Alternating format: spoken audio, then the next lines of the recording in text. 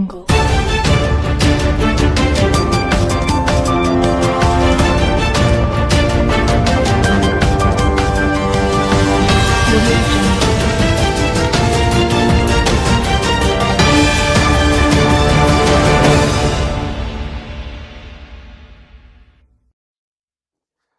Good morning, just in time for the morning momentum, today being the 29th of May 2024. This is a daily compendium of local and international news, human interest stories, current affairs, and expert opinion. Use the hashtag the morning momentum at Younib Media TV at Alfonsoh Albakwekwe. My name is Alfonsoh. Let's take a look at the top stories making the headlines on the papers this morning.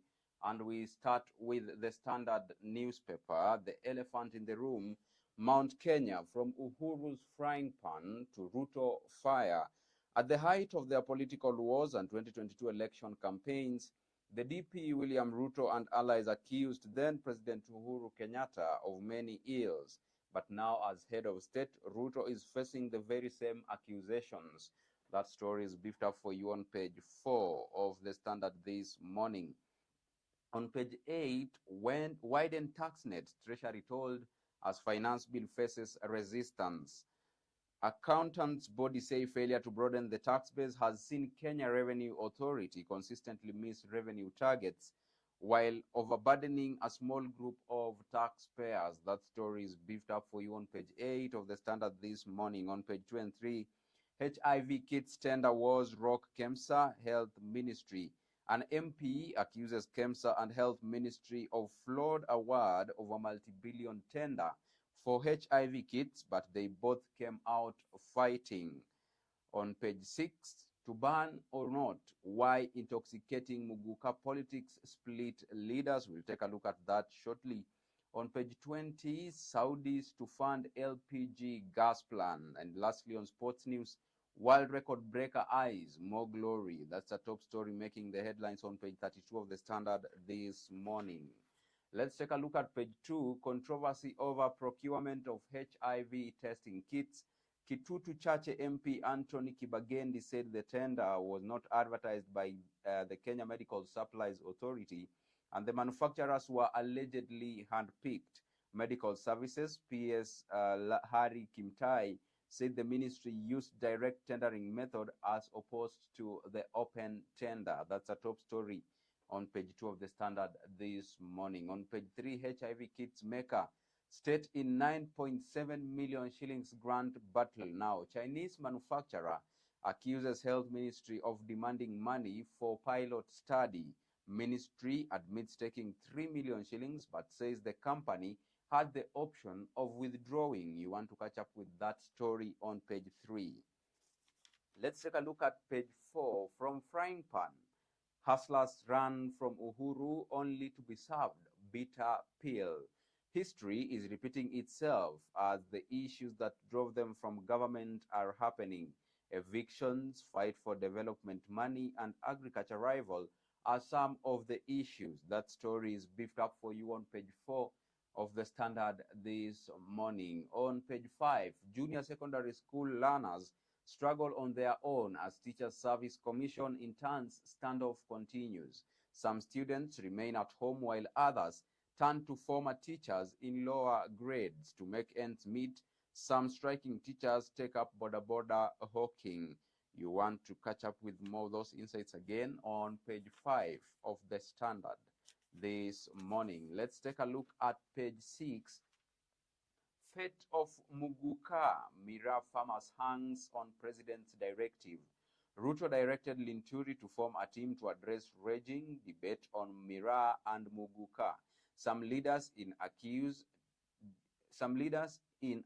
Deputy Senate Speaker of fueling the ban on Muguka. That story is beefed up for you on page 6. Now, the Miraa Muguka trade in Kenya statistics are here. The biggest export markets for Miraa, 90%. Somalia, 90% of Miraa tops lists of Kenya's export to Somalia. 21.6 billion shillings is the Kenya value of exports to Somalia in 2023, and 60,000 tons. Local market consumes about 60,000 tons of Muguka weekly. The number of miraa growers and acreage number of farmers is 107,068, and acreage is 360,940.6 acres of miraa. Number of miraa trees stands at 118,780,763. That is a top story on page 6 of the Standard this morning. With that, let's now shift gears and take a look at the expert opinion, politics of Ruto's enviable rise and his unfulfilled promise to hustlers. President William Ruto now stands head and shoulders above the pile of all Kenyan politicians. He has cultivated a tough image as a peerless, fearless, efficient, enduring, long-term planner and a consummate go-getter. He has baffled buddies and nemesis with his stratospheric rise to the most powerful political office in Kenya.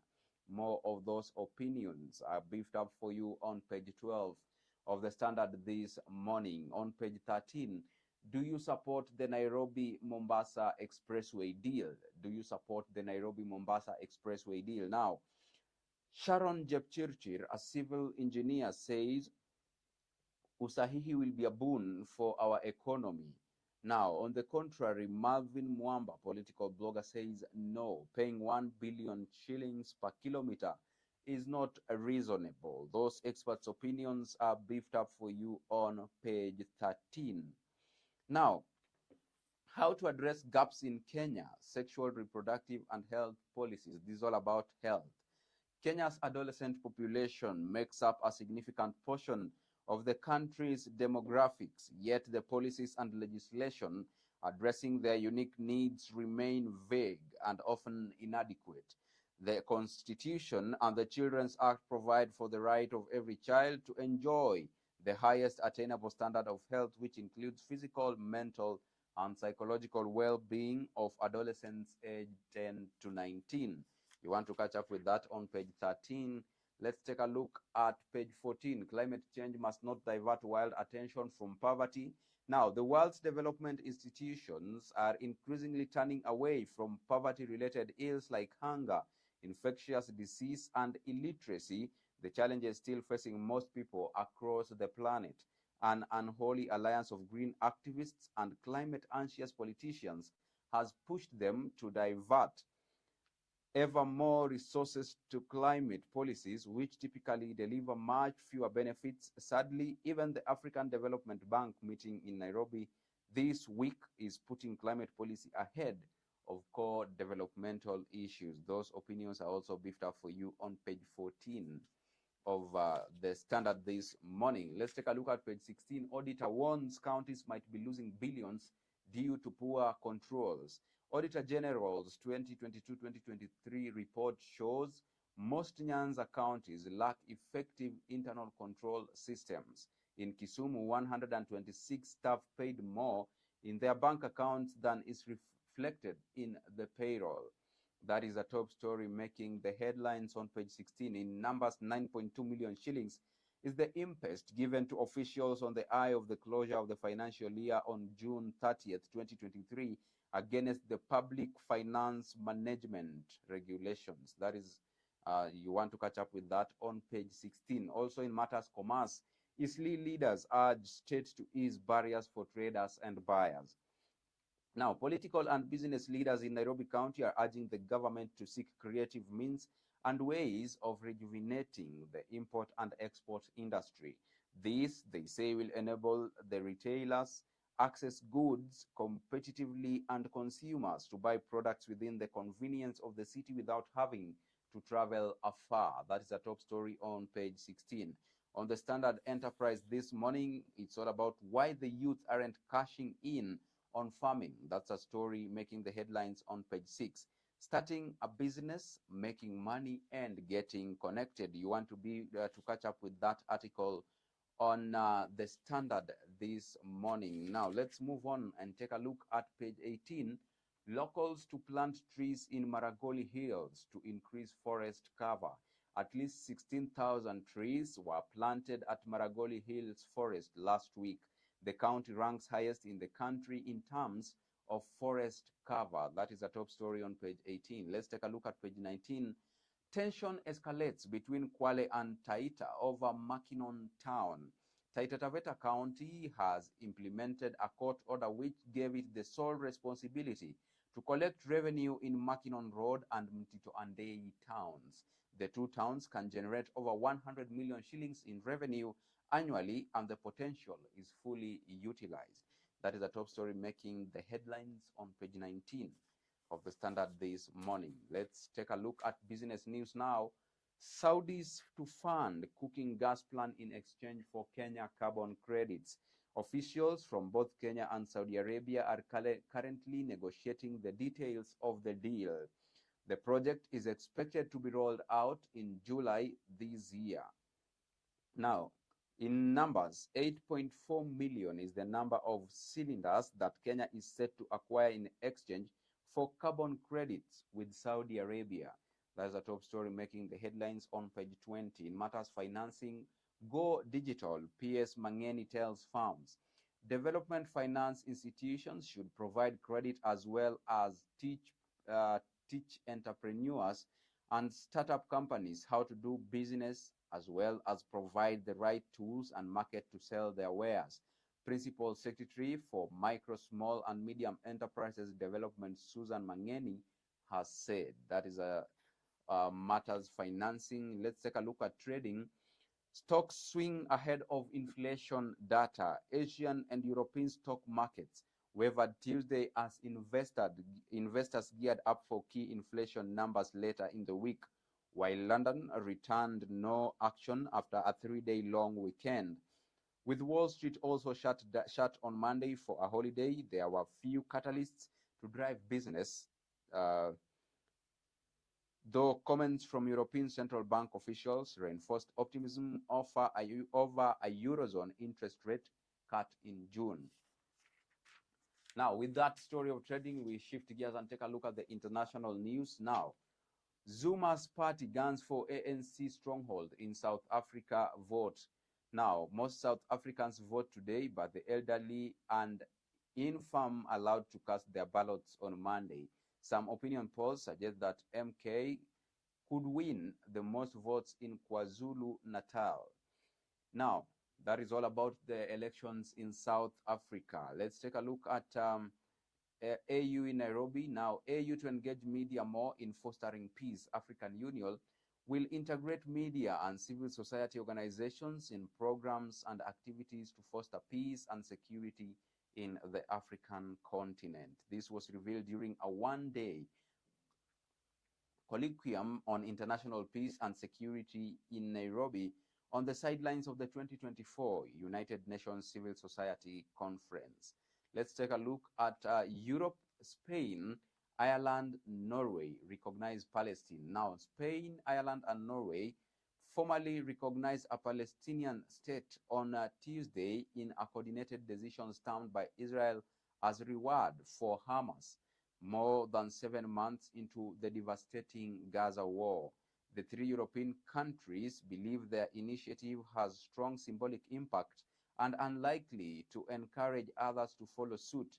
After Ireland's government formally approved the measure, Prime Minister Simon Harris said the aim was to keep Middle East peace hope alive. Now, let's take a look at the African continent at large. UK Labour touts pro-business shift to win industry figures. The UK's Labour opposition vowed Tuesday to be both pro-worker and pro-business after winning the backing of 120 industry leaders as the party tries to oust the Conservatives in the upcoming general election. You want to catch up with all that international news on page 22 and page 23 of the Standard this morning. Let's now take a look at the sports news on the Standard this morning. Now, why it won't be business as usual at NOCK ahead of Olympics. Deloitte signs a long-term deal with the national body. The leading accountancy firm will offer management and business consulting services to NOC. It will no longer be business as usual at the National Olympics Committee of Kenya after the association entered into a long-term sustainable partnership with the leading accountancy firm Deloitte East Africa ahead of the Paris 2024 Olympic Games. That is a top story beefed up for you on page 29. Now, let's take a look at page 30. Proud Kenyan girls now ready to take on the world. Captain Vida Okeyo says China's tournament gave them good exposure. The Kenyan girls bagged silver in their debut after battling host China in the final. That's a top story making the headlines on page 30. Let's take a look at athletics. Schools start early preparations ahead of Term 2 games. A craftsman must sharpen his tools to do his job. This is the tested truth, as some knives must be sharpened by hand on a stone. Let's take a look at page 31. Chelsea now turn to Leicester City boss Maresca. Chelsea are in talks to appoint Leicester City manager Enzo Maresca as the replacement for Mauricio Pochettino. You want to catch up with that on page 31. Also, Real Madrid eyeing record 15th trophy before Mbappe arrival. La Liga champions are favorites to win Champions League trophy on Saturday. Record European champions will enjoy services of Les Belus captain next season.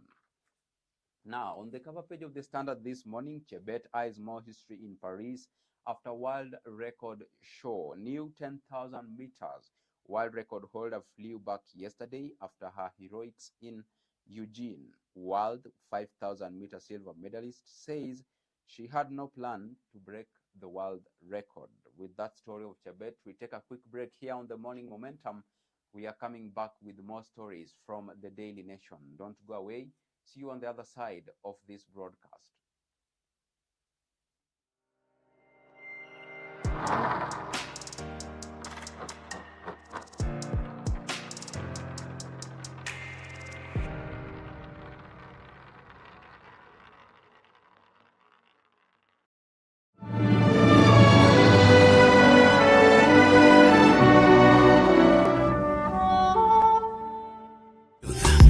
Ever the best. Hallelujah.